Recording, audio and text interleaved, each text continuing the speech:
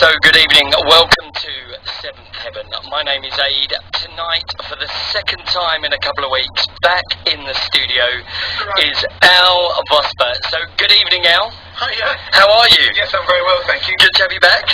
Yes. Do you want to talk on this one? You can talk on that one. This man tonight has a choice of two microphones. I do want to welcome you back, Al. You was with me, what, 2 or 3 weeks ago? I think it was a couple of weeks ago, yeah. Yeah, unfortunately we had a slight technical problem, didn't we? Yeah, so we're back again. We are back again. What I'm going to do is, Al will be talking to us tonight. He's picked 7 of his favourite songs. That's 7 of his favourite songs. We're going to be talking about why he chose the songs, what the songs mean to him. We're also going to be talking about Al himself. Now, Al has played with, and I know he gets really embarrassed when I do this, but Al has played with such artists as Alfie Boe, Christopher, this is no particular order, El Divo, Catherine Jenkins, Lulu, Paul Young, and so it goes on. Beverly Knight, Joe Cocker, London Beats, Joe Cocker, and so it goes on. In fact, we could take up the hour and a half of the show, couldn't we, just telling people who you've played with?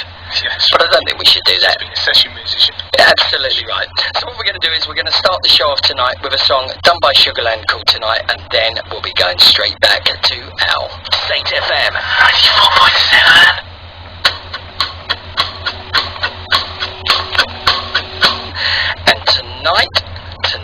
Tonight, my special guest is El Divo. I'll start again. My special guest is the man who has played with El Divo. It's Al Vosper. So, Al, good evening.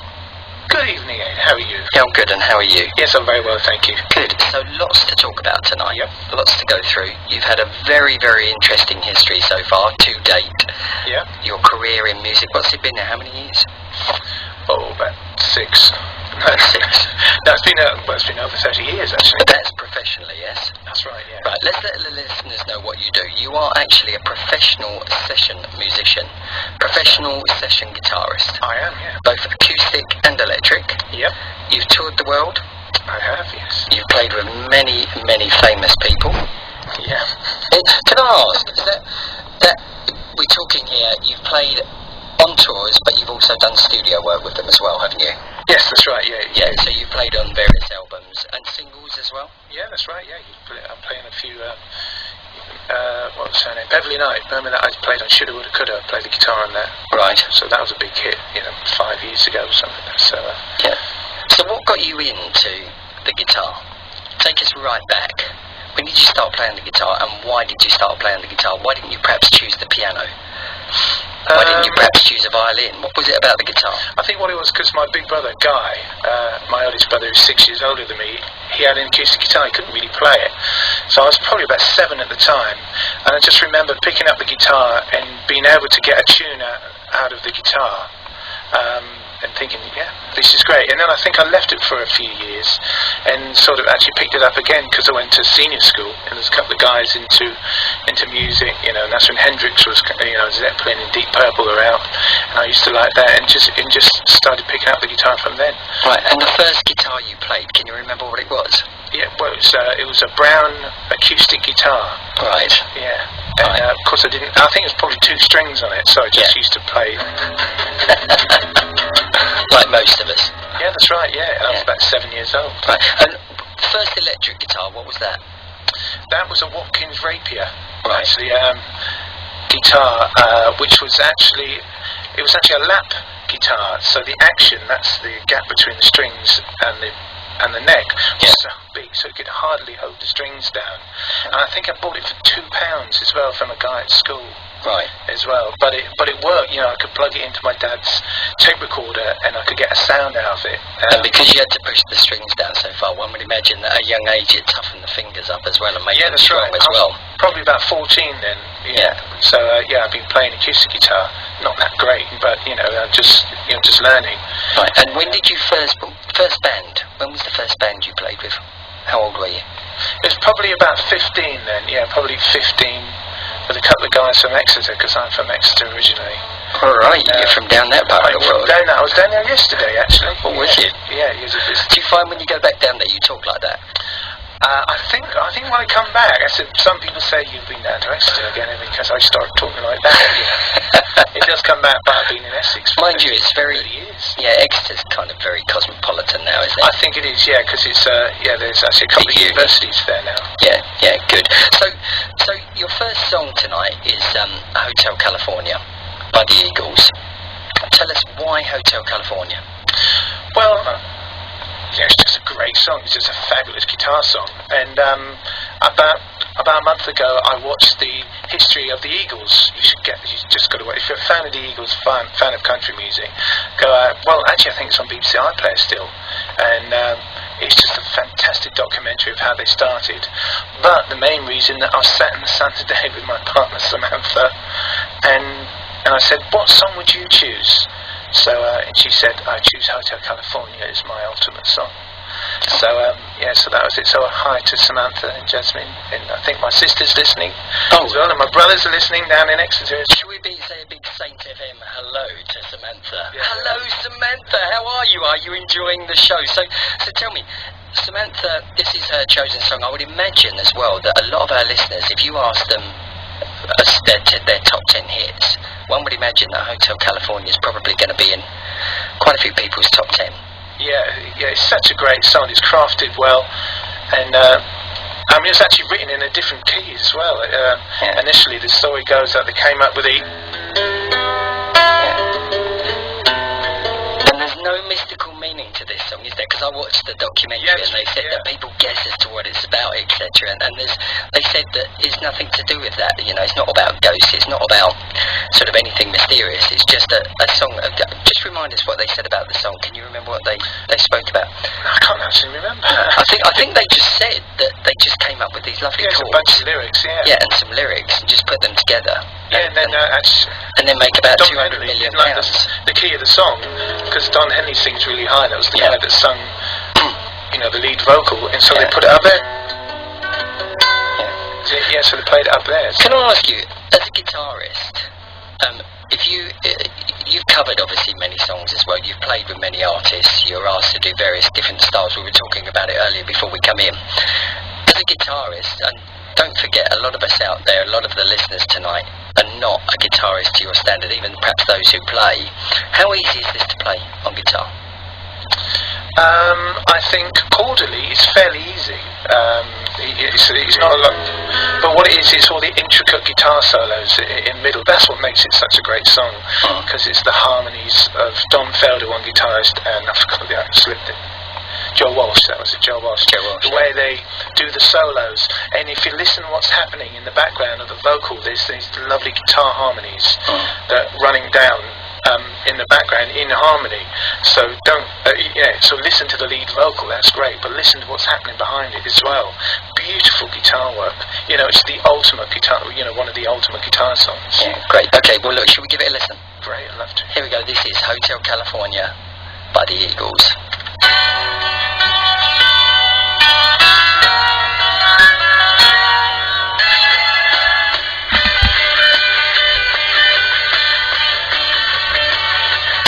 There you go, we've just had a masterclass lesson in the studio here.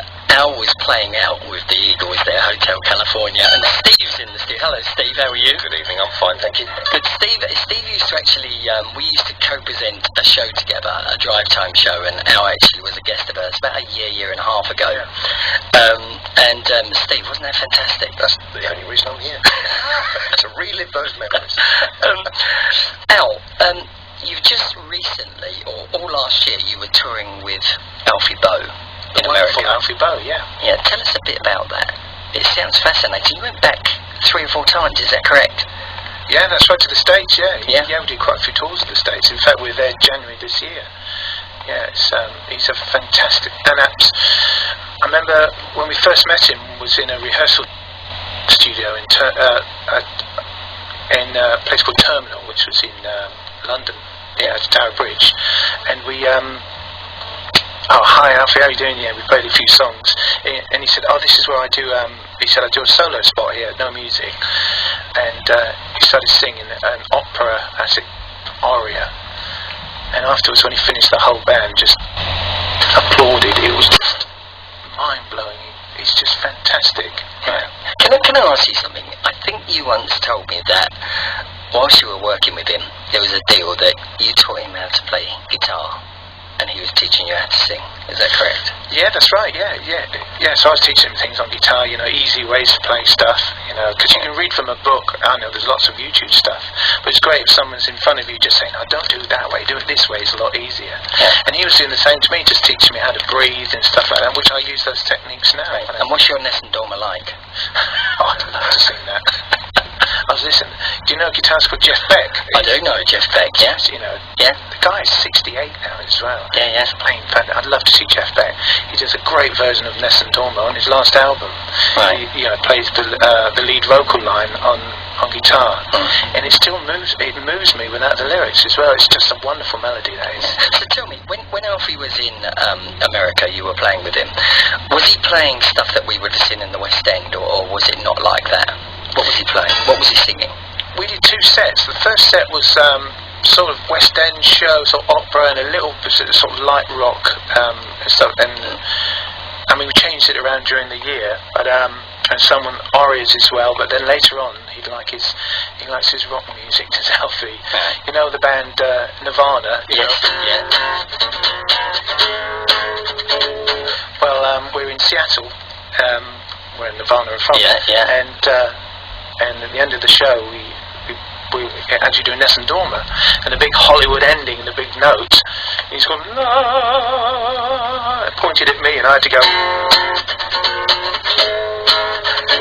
So we went from Nessun Dorma to Smells Like Teen Spirit by Nirvana, and they went crazy. And is he a great rock singer? Yeah. Yes is the answer. Yeah. I was going to say there is a slight tinge of the opera coming in, but it's like the Joss Groban. Do you know the guy Joss Groban?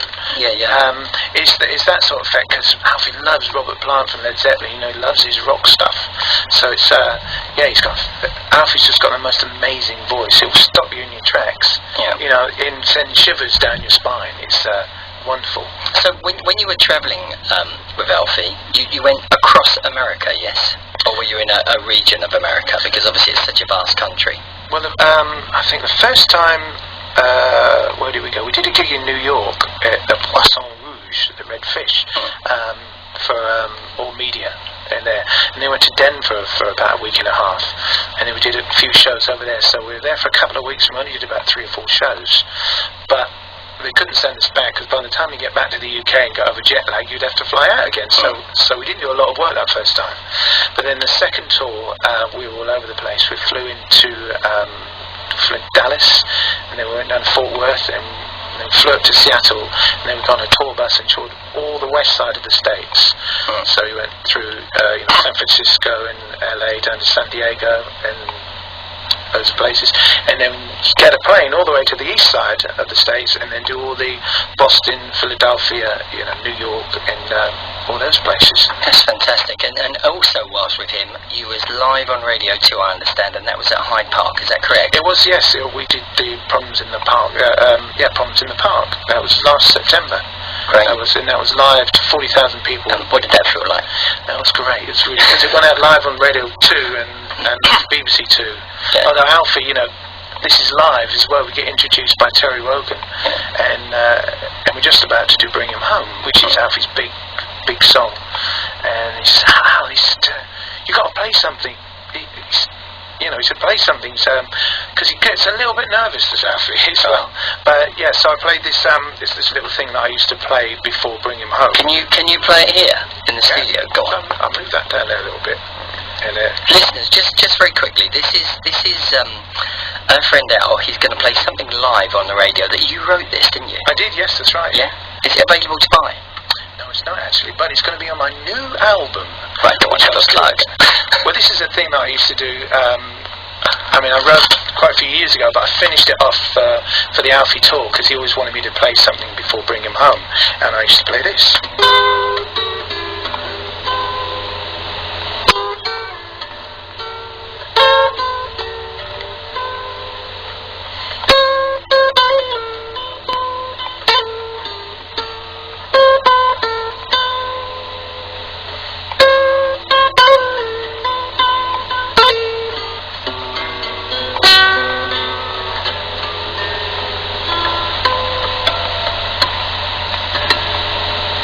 we into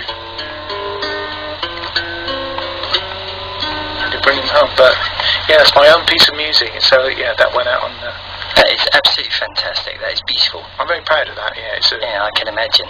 That is really lovely, and it sounds beautiful. By the way, listeners, Al has various guitars at home. Tonight, he's bought what he calls his classical guitar in. Just describe it to people, Al. It's a lovely guitar. And you play it okay, actually, as well. Thank you. I got this, I think it was 1993, when I was in Paul Young, who we didn't mention. Yeah, Paul Young of Wherever I Lay My Hat and all that. And the song he does, Every Time I Go Away, was one of his massive hits. And yeah, the solo in the middle is on a classical guitar, and I didn't have a classical. It was actually a guy called Johnny Turnbull, who's in during the Blockheads. He was in that bit of the Blockheads. So he played the solo on the track, and then I had to replicate, I had to copy the solo. What happened is that we're in the studio, and Paul said, you need to do a solo in this one. So I played a solo, which was very nice. He said, no, I want you to do the one that Johnny Turnbull did on, which was, what was it?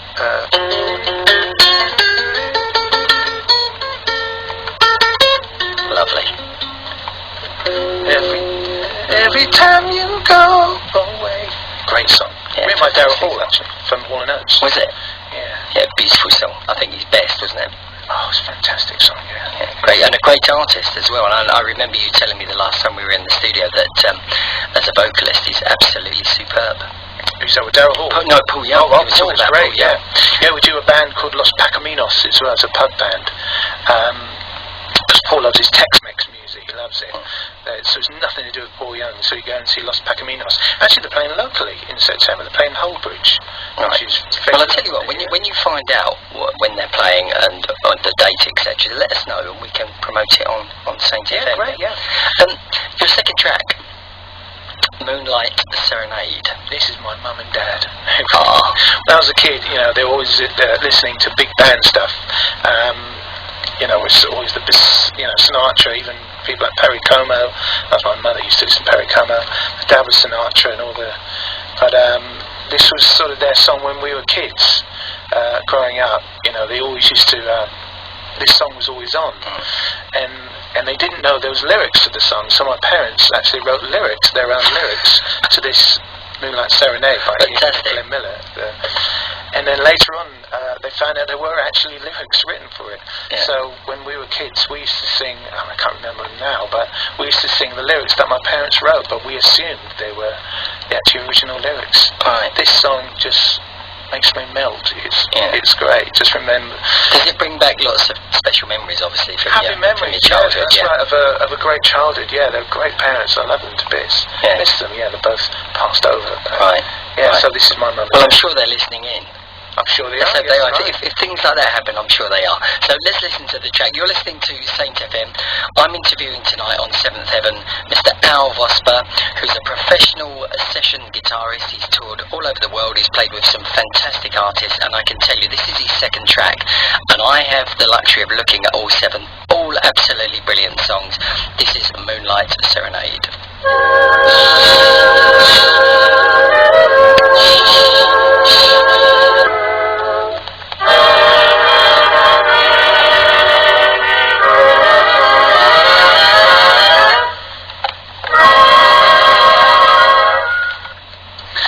Classic track there. That was Moonlight Serenade. You're listening to Saint FM. It's 10:05.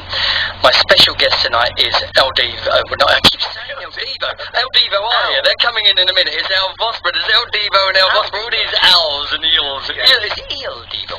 Ill, yeah. It's El Devo, isn't it? I-L. Yeah. Sorry about that. I didn't mean it. That's right, isn't it? I'm going to hide under the table. You've also, I mean, what a fantastic career you've had. I've also worked with Il Devo. You have. We're going to come on to that. But Chris de Burgh, 14 years. Yeah, I did 14 years. I did every live show for 14 years with Chris. And I've seen you on YouTube.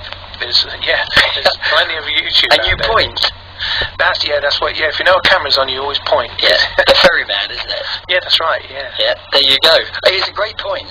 You're not only a good guitarist, your pointing is brilliant. Freak pointing.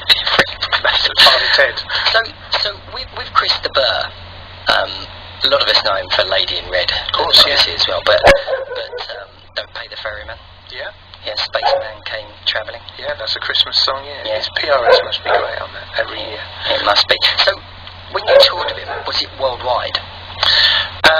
Not worldwide, but we do Canada, South Africa, and loads in Europe. You know, he's still such a big artist as well. Where's he most popular? Is he a European artist these days, or? Probably Germany. He's the biggest market. Right. But he goes as far, you know, Russia. He's always in. We flew to Russia so many times. Yeah. You know, Europe's his big one, but yeah, Canada is, you know, back in the late 70s, early 80s, he was massive in Canada. He's such a big artist, and he still sells loads now. But great writer. And a great writer, yeah, that's right, yeah. I mean, in his, you know, back catalogue is, you know, so vast. He sold 100 million albums. So, you know, and a lot of people just think he's Lady in Red, but there's so much more. Maybe over here, you know, as you say, Don't Pay the Ferryman and Spaceman. But, you know, go to Europe and there's so much more that he's had hits with. Yeah. What's your most interesting story that you're perhaps able to tell us all on air, but whilst touring with Chris? Anything that comes to mind? I mean, there's so many because I spent so long. I mean, it was great when he had his 50th birthday. His management called us and said, we're going to surprise him. I can't remember, it was somewhere in southern Germany, I think we were. So they flew the band out, and he was doing a talk show. And so yeah, this must be 50. Yeah, he's 64. So it's just when it just started as well.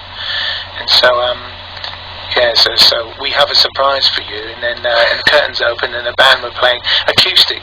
We were playing Lady in Red. Oh, fantastic. And he's such a true professional. Chris knows how to work an audience. I've learned so much how to work an audience from Chris de Burgh. You know, whether you like him or not. Yeah.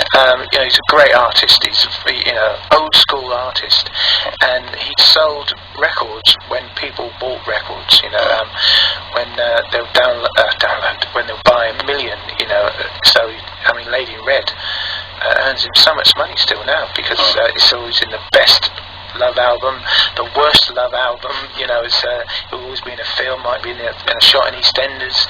So and it's so 80s. Weddings, of course, yeah. And I've played it so many times, Lady in Red. Can I ask you as well, you were talking to us just before you come on air, and you were telling us about possibly the smallest gig you've ever done in a hotel after a large gig you played the night before. Can we just quickly discuss that? Because I think it's a fascinating story, this, and I think people are going to love it. Tell us about the gig in the hotel room. We won't mention that. This is great. This is great. This is great radio. Listeners, we've actually seen proof of it on his phone. Al did a gig in a hotel bedroom, correct? Yes. Well, and also we think that, you know, only a few days before I was playing with Alfie Boe in Hyde Park to 40,000 people, and I got a call a few weeks before. I got a call. Saying there's this guy who wants to ask his girlfriend to marry him, and they just want a guitarist just to get up and just to sing a couple of songs, just to set the mood in a restaurant in Redhill, in Surrey, in the UK. So I said, you know, sorted the money out. I thought, well, it's a gig's a gig, you know. So I went along and then went to reception of the hotel. They said, well, actually, we can't do it in the restaurant. They want you to do it in the hotel room, in the bedroom. So bless it. And actually, I did feel privileged. I felt really nervous because they said they're going to arrive about 20 past 8. She doesn't know. So I stood there with acoustic guitar, and he wanted The Way You Look Tonight, which is a beautiful classic jazz song. And so I heard the fumble in the key, you know, the lock of the door, and then he walked in, and I started going, oh wow! And she just looked at me, thought, who the hell are you? And I'm going, someday when I'm awfully low. Did she try and call for the porter or anything like that at that point? No. Well, and then the guy immediately got down one knee in front of me. I felt so privileged. I thought I was going to be embarrassed, but I wasn't. I thought I'm watching something very special here. Yeah, absolutely. He got down one knee, asked his girlfriend to marry him. She said yes, and I'm in the corner going, you know, still playing. There's a big double bed there, and then the next 5 minutes was a little bit odd as well, because she sat on the sofa, which was right beside me, and went on Twitter and Facebook and stuff, and to tell everyone that her boyfriend's asked her, and then she spoke to her mother. So I'm still playing in the corner of these love songs, and then she's speaking to her mother, and then they didn't really acknowledge me, and then after 10 minutes, the guy looked at me and said, "Al, is it?" I said, "Yes." "Thank you very much." He said, "If you'd like to vacate the room." Oh, I said, "Of course I will." And then I left the room and thought, that was so bizarre. Wow. But it's made a great story, actually. Exactly. That one will be told around the dinner table by you for many years to come, I think. But, coming soon after, so soon after the Alfie Boe, 40,000 people, and then playing to 2 people. But I did feel it was a good moment for me, actually. It just felt such a... Just shows you, and Al, would you agree with this, that there's lots of people out there listening tonight, there'll be aspiring musicians out there, people young lads who want to, and young ladies who want to become stars, etc. I'm sure you'd agree with me that whether they end up playing the local pub, a local town venue, playing the world, whatever, as long as you enjoy it, and as long as you put your heart and soul into it, that's what matters, isn't it? I think so, yeah, that's right, yeah. I mean, you can make a lot of money... I mean, if you get in into a band, U2, or something like that, it's different. But if you're a gigging musician, it's great to do different sorts of music as well. So I'm a session musician and a gigging musician, so you can go from opera to country to rock to playing in someone's bedroom, and it all pays the bills. So I'm a professional musician. So can I ask? I just earn money from playing guitar. Yeah. I love it. So when you go to work, it must feel like you never go to work. It's a lot of driving, though. In fact, this last week I've done 4 or 5 gigs, and it's 1,400 miles I've done for 6 hours playing. Right. So in total, so it's generally the travelling. The travelling. Yeah. So, but the playing is great. 99% of the time, it's great. That's great. I love it. Good. Well, look, the next track, "Touch the Hem of His Garment." Touch the hem. Hem, even, yes, Yeah. the hem. Tell us about this. I used to play for a band called London Beat, and they had a big hit with "I've Been Thinking About You," and the 3 black guys in there were really into an artist called Sam Cooke. Happens to be the name of my partner as well. So Sam Cooke, and so I used to listen to Sam Cooke. The song "You Send Me" was massive hit, and I think it was one of the first black artists to cross over to the white. The whites used to buy "You Send Me," so I used to listen to lots of Sam Cooke. I had 2 young daughters at the time. And they're sort of force-fed it, aren't they? As you are with, as you become teenage daughters, you're force-fed their music, but when they were kids, they're just force-fed the music, because it was just on. I used to listen to a lot of Sam Cooke. And there's a wonderful, it's an old gospel thing called "Touch the Hem of His Garment." And I didn't know, but my youngest daughter, Abigail, was learning this song without me knowing. And I have a studio in my house, I had a studio there, so I'm just playing one day, just recording some stuff. I think she was 5 or 6 years old when this happened, and then she came into the room and pulled on my leg and said, "Daddy, I want to sing a song." I said, "Okay, darling, what do you want to sing?"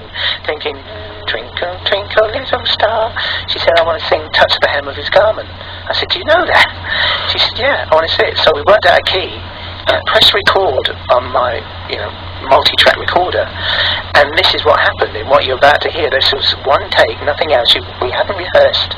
Then afterwards, it was so good, I put on some backing vocals and a bit more music. Right. But this is my youngest daughter singing a Sam Cooke song, who I adore Sam Cooke. Great. So yeah, this is her singing it. I'll tell you what, let's It'll not melt say your anymore. heart. Yeah, I think it will melt our hearts. Let's not say anymore. Let's introduce the song. Or we won't bother introducing it, let's just play it. There's a woman in the Bible days. She had been sick so very long, but she heard that Jesus was passing by, so she joined the gathering from. While she's pushing her way through, someone asked her, "What are you trying to do?" She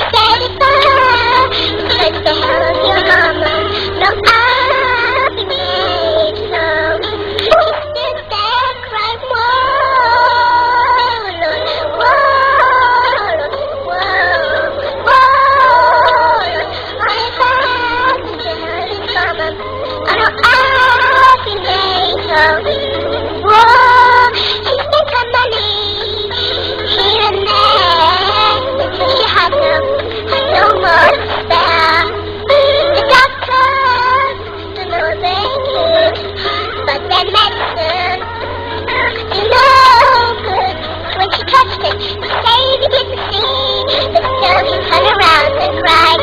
Somebody touched me. It was hard. Well, it's just the hell of what's going on. I know I'll make it home. Let that crime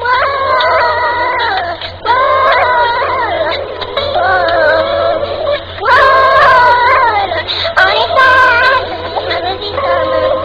I know I'll be made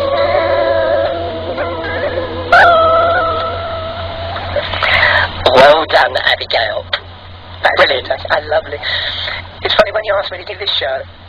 I mean, your listeners to think there's 7 songs you've got to choose, and it's so difficult. You know, I got it down to 50, and then down to 25, and then you gradually make your way down. And I thought, I want to play a Sam Cooke song. I thought, oh, I know. And then I've forgotten all about this version, which was recorded probably 16 years ago now. And so it's great to hear it again, and let's bring it along to your show. Yeah, I'm really pleased you did it. It was brilliant. I mean, Steve's actually sitting in the studio with us still, and I think Steve, you would agree. I mean, it chokes you a bit, doesn't it? It chokes you, and I was saying to Al that you can actually visualise your daughter singing that. Yeah. I can picture her singing that. I know exactly what she was doing. There was a little bit where she had something because her mouth was going Yeah, dry. that's right, yeah. And I think to actually be able to sing something and sing a picture without seeing something, I think it's fantastic. It's delightful. I've forgotten I had it as well. It was just so good to hear it again. You know, I listened to it at home, and my because I remember I had it on a CD somewhere. In the days you didn't have CD writers or anything, so I had to go to a friend. Because this was on cassette as well. I went to a friend who wrote it onto a CD. It cost me £20 as well. But I'm pleased that I did it at the time. I thought, can't you quit, you know? But to still have it after all this time, and now it's being played on air as well. So look, can I just ask you? You played as well recently with, am I right here? El Divo. Yes. Catherine Jenkins. Yes, That was on the same tour, wasn't it? It was, yes. It was Il Divo were the I suppose at top of the bill. And we did an arena tour. This was in March this year, so 3 months ago. Right. March, April it was, yeah. Where did that take you? So that was just around the UK. Because because they used to carry their own band with them. And then pick up an orchestra wherever they're in the world. And now they just pick up the band and the orchestra. So when they're in the UK, I played Il Divo. And with the orchestra, and we played the O2 Arena in London. I never played, and that was just fantastic. What is it like? You're standing on stage at the O2, you look out, what is it like? Well, for me, what I like to do is it's a sound check. It's great when the people are in, but I like going out to sound check when it's empty. And so you stand on the stage and you think, wow, this is big. And then you think, oh, I know it's actually bigger than I thought because it goes up again, the next 10, right at the very top. That's 20,000 people we played to. So, that was really good. We played the Nottingham Arena, Manchester Arena, and all over the UK. And Catherine Jenkins came up and did a guest spot. She sang 4 or 5 songs in the first set, and then take it forward, and then a big encore at the end. Il Divo came out, and then Catherine came out with them to sing the big Hollywood ending finish. What's it like to do a gig like that? Because that's kind of crossover, isn't it? It's classical pop crossover, would you agree? Absolutely, yeah, that's right, yeah. Pop opera. Pop opera, is that what they call it? Yeah. So when you're playing a gig like that, is that predominantly acoustic, or are you using the electric as well on that? I toured with Sarah Diamond for a time. It's going about 12 years ago, and we toured the States. We toured all over the world, actually, Sarah. And now it's more electric I played on that than acoustic. But with Il Divo, it was all acoustic. Well, there's acoustic guitar and this classical guitar that I have here as well. Right. When you work with an orchestra, you've got to be far more precise. If you're playing rock music, you can get away with a lot of stuff, and then one night you think, I'll play something different here, or I want to stop playing in this bit because it feels good. But generally, with classical players, if they're reading, as I was reading music as well, you don't stick to what's written. So most nights it's the same. So you had to read as well throughout a gig? Yes, well, the orchestra, they just read the music, but what they did for me, because I read a bit, busk a little bit, and you make it up a little bit, and what they do, they send you the music that you're going to learn with the music, they send you the music, the manuscript, as well as the music as well, so then you can put the two together. And so when you look at the figures, the music on the manuscript, you think, oh yeah, I know how it goes, because you remember how the song goes. So for me, an orchestra will just play off the top of the head. You put the music in front of them and off you go. But I like to hear it because I don't read, right off the bat. So I actually got the music first, and then you listen to the music, read the music, and then that's what you do on the tour. That's what I do. If you don't mind me saying as well, I've been very lucky, actually honoured to see you in the studio. I've worked with you in the studio. And you have the most tremendous feel as a guitarist, if you don't mind me saying. Thank you. No, you do. You have a tremendous feel. You sit there and you ask me to tell you what the song is about when I've worked with you. I tell you what the song's about, and what you play is just it's exactly what I've told you the story is, and I think that's fantastic. I think it's amazing. Yeah, I think with session, if you're actually booked for a session, as you've done with me, if you've done, I think it's nice to not have any preconceptions of the music. Because if you send me the CD, I could listen to the lyrics, but I might get a different idea of the song. So I'll wait for the thing to happen with your stuff, and then I get the new so this is so-and-so or whatever, and then you can get an idea of the song, and then you play. Because we're making it happen, we don't know what's going to happen. So what we come out of the studio with is, we totally made up on that day. Original. Yeah, it's totally original. It's never been played before. It's a great thing about sessions coming out. I think you've created something that wasn't there 3 hours before. The basic song was there, but then we come up with an arrangement, and you get a feel for the song, and then you play to what you think the song should be. So can I ask a question? Yeah. Just going back to you're performing with an orchestra. Is there any kind of do the orchestra, the musicians in the orchestra look at you rock players slightly snooty-nosed and say, oh, look, they're the council house kids, and do you look at the orchestras as the tops? Is there any kind of, not antagonism, but is there any kind of barrier between the two? I think there is, but it depends which orchestra you work with. The orchestra that I work with a lot is called the Heart of England Orchestra, and they're used to working with pop acts and rock acts as well. You can get an orchestra that only do classical stuff, and then very occasionally they'll get rock players in, and I think they do actually look down at you a little bit. But generally, if you're working with a pop act or a rock act, the orchestra that they book are used to that. Yeah. And so I think, because I think one of the things now, that's a really good question, because you listen to a lot of even the modern day pop stars, and you see orchestras featuring now, in I'd say most top 40 most weeks, the songs with orchestras playing on them these days. Yeah. I was watching Robbie Williams, it was the weekend at the Capitol radio gig, and even there he's got his band with him, but he's got a string quartet and a celloist and stuff, so there's an awful lot of orchestral. So those players would know, those orchestra players would know how to work with a pop act, because what happens with a lot of pop acts is that things change as you play the song. You think, oh, this feels really good, the solo feels good, so you might play an extra 8 bars as guitar solo or whatever, and so your orchestra players don't know how to read the music on the fly, so to speak. So I think that's not what's written there. Oh, I know, we've got to repeat that bit. And so, but if you get a proper, well, not proper because they're all proper, but if you get an orchestra that only plays classical, they will only play what's written. So if the band screwed up and didn't come in the verse, they play anyway. They just can't play. There was something on BBC a little while ago. I've been trying to remember what it was, but it was a just wonderful bit of television that not many people would have spotted. It was an orchestra, and there was a band playing. I think it was later with Jules Holland, one of these big productions, and there was a chap singing the orchestra, playing an acoustic guitar in his Dickie O, and this rock band was going for it, and it was a brilliant sound. But every now and then the camera would pan over to this guy playing guitar in the orchestra, and he's looking at the band thinking, this is what I signed up for, I want to be there, I want to be out of the party. And you just saw the effect of anything coming over. Very proficient, there's nothing wrong with it, but it was just a fantastic little bit. Yeah, that's great, yeah. Moving on, next track, one of my favourites, Right Now, by Free.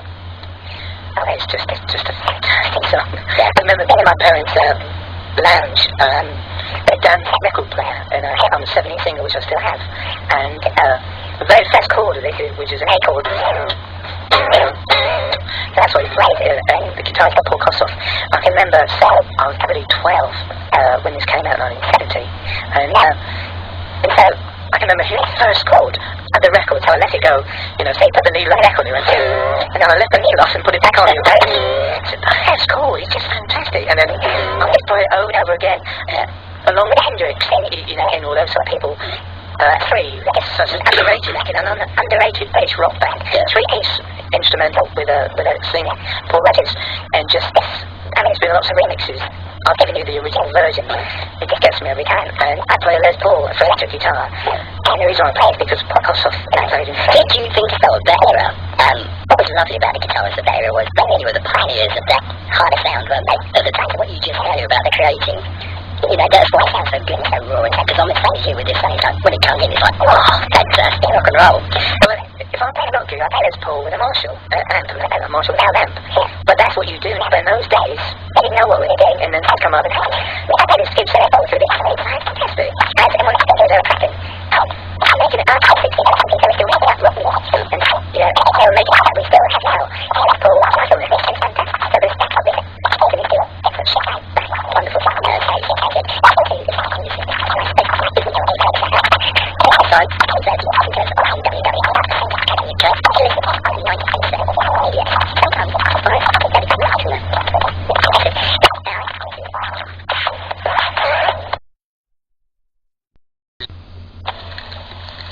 There you go, that was All Right Now by Free. The time now is 25 minutes to 11.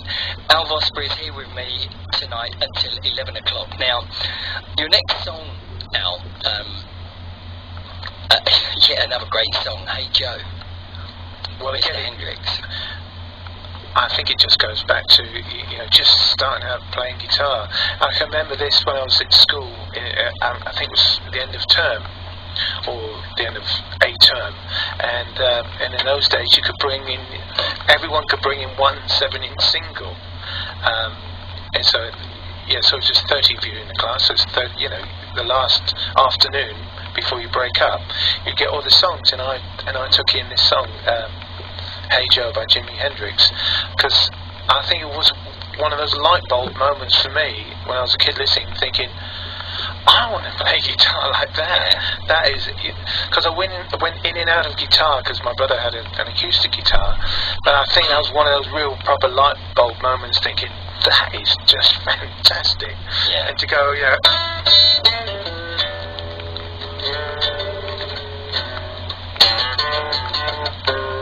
Hey Joe. And so all the songs that we're playing here still give me that wonderful feeling up your back. Think, oh my God, this is just so good. It's, Can I ask you, when you first heard this, you were a young lad and so on. He's a left-hander. Yeah. You're a right-hander. Yeah. Were you ever? Did you ever sort of sometimes do the left-handed pose with your guitar upside down, or did that never? Well, that's the thing. The thing with Jimi Hendrix is that although he was a left-handed guitarist, he played a right-handed guitar upside down. Absolutely correct. So, and it's just that look of seeing Hendrix. When I was a kid, I had a poster of Richie Blackmore from Deep Purple and Jimi Hendrix there, and just seeing, and thinking, God, that just looks great. He's got his guitar upside down, not realising he was left-handed. Yeah, can I ask you something? If he's playing a right-handed guitar upside down, yeah. Is there a tuning problem with that? No, because it is a right-handed guitar just turned the other way. So most people, what they would do is that you turn the guitar the other way, and then you change the strings around. He didn't do that. He didn't. He took a right-handed. As this is a right-handed guitar, they just turned it around that way. So all the strings are all around the wrong way. So and so he could play. Yeah, what a great genius to play any guitar. And he had really bendy fingers as well, so he used to play these chords when I was a kid. He's got a really long thumb. Yeah. I know your listeners can't see, but when you play a chord and his thumb would come right over the neck.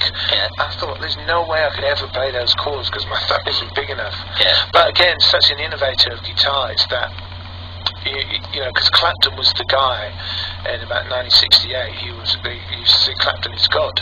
And the story goes that Chas Chandler, who was in the Animals, brought Jimi Hendrix over from America, said, listen to this guy. And the night they landed from America, they went to see Clapton play at, I think it was the Speakeasy in London. And he said, can this American, can he stand in and play? So so Clapton said, yeah, of course he can. Of course he blew everyone off the stage because he was using distortion. It was so loud as well, and no one was playing like that. It was such finesse and just melodic playing that Hendrix could do with so much distortion as well, and feedback, and such a showman as well. Do you have a favourite guitarist? I don't think I do actually, because different genres of music as well, because I like the really early Clapton stuff as well, the bluesy stuff, Hendrix, of course. Richie Blackmore from Deep Purple is very high on my list, but that's the rock side of things. And then you go to, the jazz side of things. George Benson is such a great player. It's just, you know, like different genres. Robin Ford, that's like jazz fusion with a bit of blues as well. So I don't think, I mean, probably if you said who's the, you know, that was it, you've got to choose one, it would probably be, thank you, someone's bought a coffee. Thank you very much. I go, where were your, oh yeah, I got something. Happy birthday to you. Thank you. Happy birthday to you. Thank you. Birthday dear Adrian. Happy birthday to you. Thank you very much. There we go. That is very, very kind of you. I have your birthday cake in front of me. I'm going to have a slice of that, but it's wonderful coffee. Great. Okay, well, should we listen to Hey Joe? Is this going out to anybody?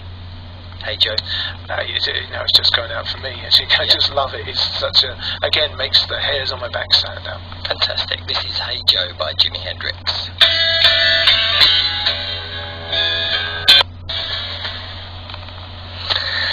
There you go, there's not much more we can say about that track. That was Hey Joe by Jimi Hendrix. The time now is coming up to 11:15. You are listening to, and you've been listening to, Al Vosper on my show 7th Heaven here tonight. You've been a great guest, Al. I mean, so interesting. All the things you've done, you really have lived what I call a musical life, and you've got years to go yet as well. You're so lucky. Well, hopefully, yeah. No, I think you have. I mean, do you know what? I think anyone, I've got loads and loads of messages come through. I'm going to read some out in a minute, and this is so inspirational, I think, for younger listeners as well. And one of the things we're really proud of here is this show, because we've had so many musicians on it, we are picking up a younger audience as well as sort of people of our age who are incredibly young, obviously, now, you know, because we're very young. We are, yes. Extremely young. But no, I've got one here, bear with me. This is from a guy called John. John is in Malden, and John says he plays with a local band. He said they're gigging around the pub circuit at the moment. How do I become a session player? It takes a lot of luck as well, you know. I mean, there's so many people out there who can do it, and you know, they could do the job that I did, or that I do. But it is a certain amount of luck, you know. Some work tree, I like to think, you can work your way back to playing with a musician at some. Sorry, just had a slice of your birthday cake, which is very nice, actually. Good. Thank you, Natasha. That's my wife. And it's just, if you're going to be a session player, you've got to be able to play different styles of music as well. You know, from rock to classical. I wouldn't say I'm a master of any of these, but I can play a little bit of country, a little bit of rock, you know. But it's all to do with feel as well. There's a certain feel that you've got to have for the music as well. And instead of playing by numbers, you know, you really got to, I think, have a passion for the music. And when you arrive at a session, as I do with your sessions as well, I don't know what style I'm going to play, or you know, or what you're going to play. And so it's just been inventive as well, and you're going to try and not break the rules, but actually think, I wonder if this will work as well. So, and I can remember when I wanted to be a session musician, there was a local guy to me who actually played saxophone, called Ray Beavis, and I'd always say to him, have I got to read music? Well, I don't think I've ever had to read music on a session. Because generally it's songs that have been written and they want you to add your bit. I want a rock guitar in the middle, or I want a classical guitar, or whatever. And so that's the sessions that I do. I know you can get the sessions like the BBC sessions, which I wouldn't do those, because you have got to be a top reader and read straight away.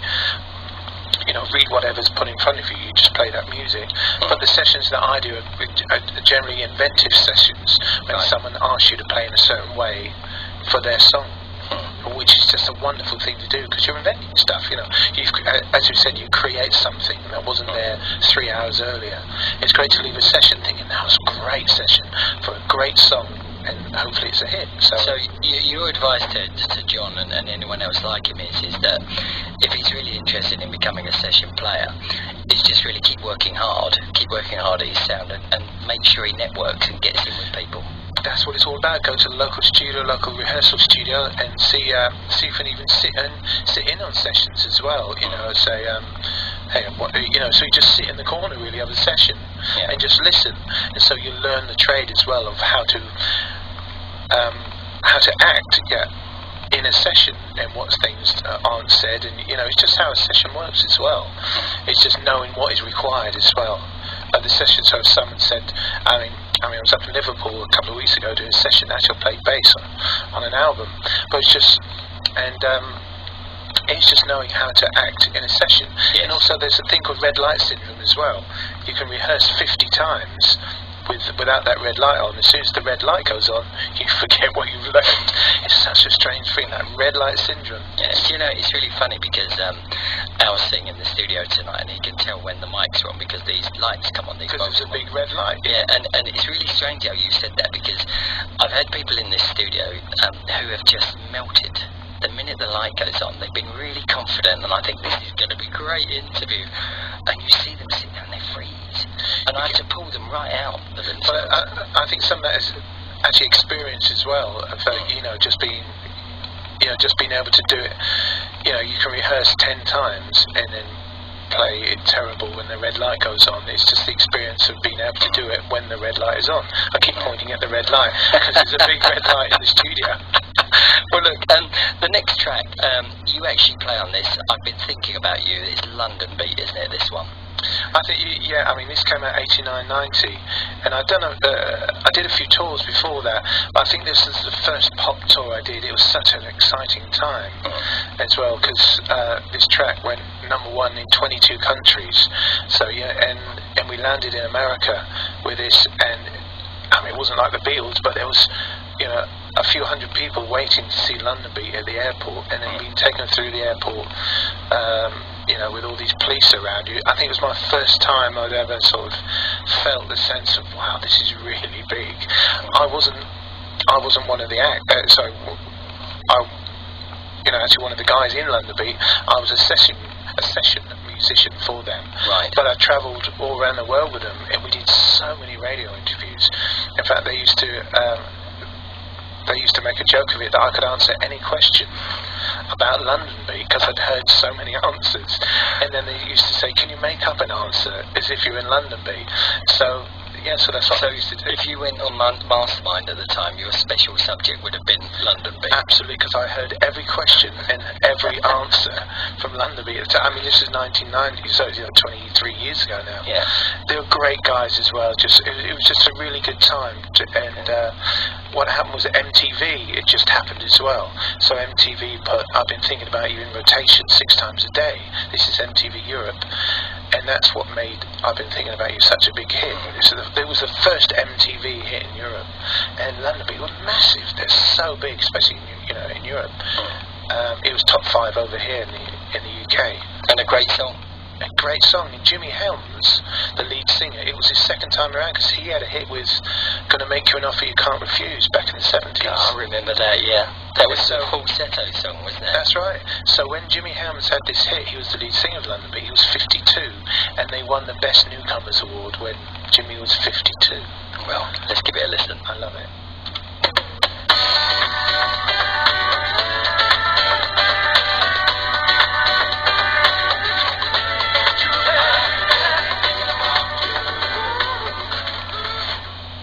There you go. That's a track from London Beat, and I've been thinking about you. The time now is coming up to 5 to 11.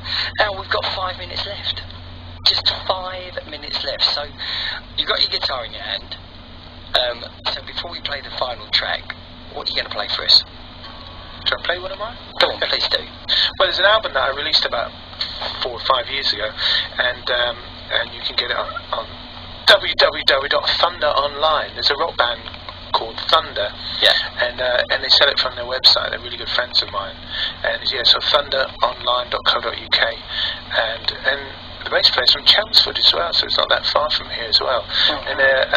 And so the album's called You Don't Know Me, and but I am recording another album very slowly, but I'm getting there, and so this is one of the songs from that first album. Okay. So I'll just give you the floor is yours. You got about 2.5, 3 minutes. All right, I'll cut out in the middle bit. Yeah.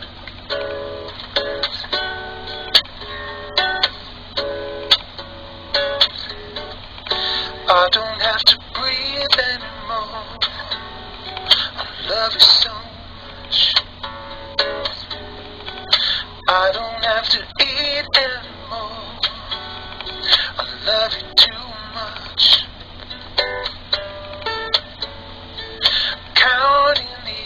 miles away. Something I have to say, that I'm needing your touch. I love you so much. You know I'm starry-eyed, you're on my mind. Always thinking about you, baby. What can I do to be with you? You're always on my mind. Always on my mind. Always on my mind.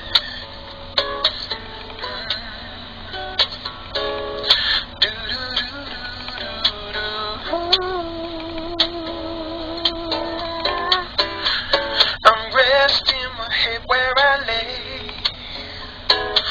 Once I started to pray that I'm needing your touch, 'cause I love you so much. I love you so much. You know I love you. You know I love you. You know I love you. Yes, I really love you.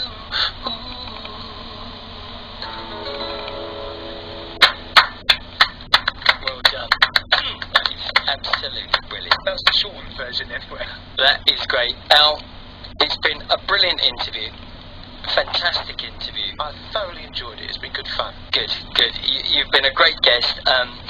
Unfortunately, we've got to say goodnight because we've got about 1.5 minutes left. So can I please say to you, thank you very much for coming in.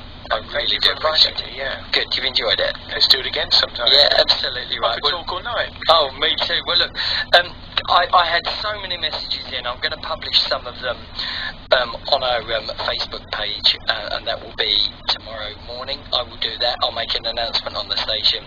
Thank you very much indeed for listening. You've been listening to The Seventh Heaven with me, Aid. My special guest tonight has been Al Vosper. Thank you very much, Eddie. I really enjoyed it, and please listen again next week when I'll have another fantastic guest in. I do want to say as well a special thank you last week to Julian May who came on. Julian, you've had a great response as well. That was a great show. We're going to play you out with our last song, which is Blowing in the Wind. How many roads must a man walk down before you call him a man?